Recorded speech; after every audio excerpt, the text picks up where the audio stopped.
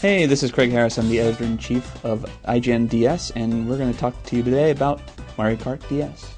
Mario Kart DS is essentially the best of the series, which in turn really does make this the best Mario Kart ever made, with a total of 8 characters right away, with 4 unlockables, each with their own racing attributes, so you'll easily find someone right for your style of driving. The single-player experience alone has a ton of stuff. You got 3 standard cups, 1 unlockable mirror cup.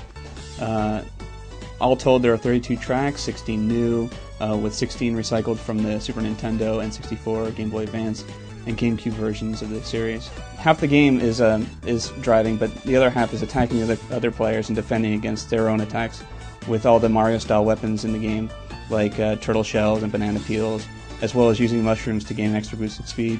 The offensive and defensive elements of Mario Kart DS are extremely well balanced throughout the game, including Bullet Bill, which is a brand new addition that turning you into a Bullet Bill to boost past everybody and taking them out in the process. The only unfair object in the game is the dastardly blue shell that seeks out the first place racer and knocks him out. But even this lopsided weapon can be used to the victim's benefit. The graphics run at a slick 60 frames per second.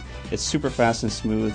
And even though the DS hardware is a Generation 2 behind the GameCube, the designers really do a great job keeping the visual style as close to the last Mario Kart game. The dual screen part of Mario Kart DS is definitely not a gimmick. The lower screen can display the whole map or an immediate overhead close-up of your vehicle's location, and this close-up makes it extremely handy to see things like opponents sneaking up behind you or when a turtle shell is barreling down on you. The lower screen also shows the position of each player, but it also shows what item they're holding, so you know when they're ready to throw a red turtle shell your way.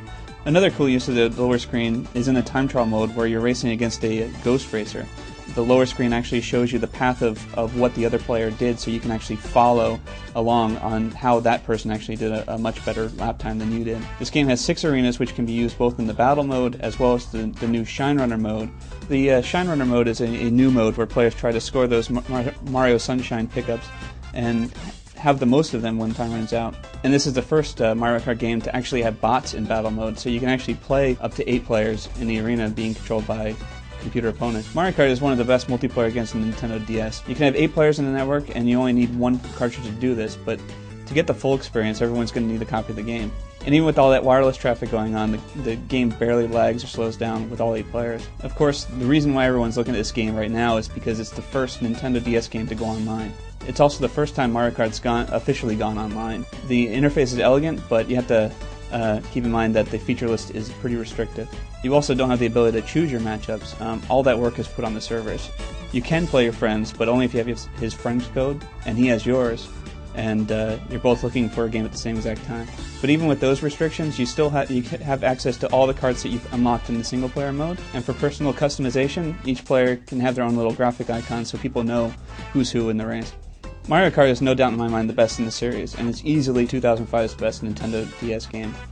I'm Craig Harris, and this was the video review of Mario Kart DS.